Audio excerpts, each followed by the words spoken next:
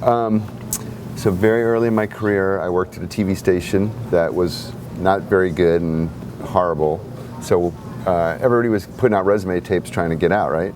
And so we had this idea that we were going to pretend that we were sneaking to escape out of this station.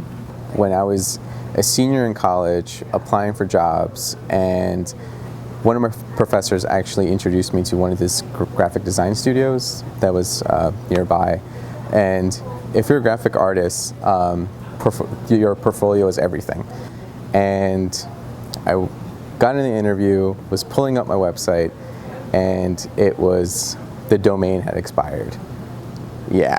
The feedback I got from the one news director I sent it to was that it showed I was deceitful and that we were sneaking around and that we should never speak so ill of a prior place that we worked, right? And so I didn't do that anymore.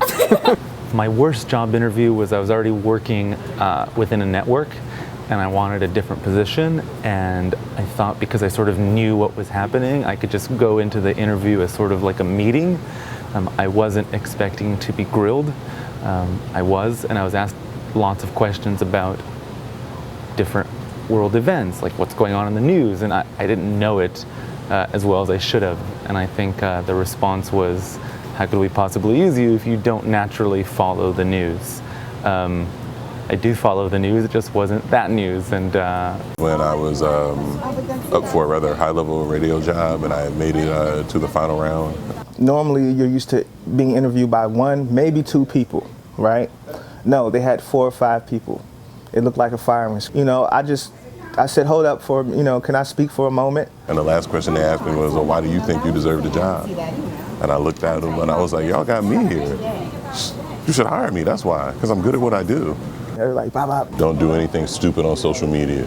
Go online. I had a Contently page, I had a Muckraker page, I was on my LinkedIn, and I went to conferences, I went to like writing meetups, just talking to other writers. I think trying to break into journalism can be daunting.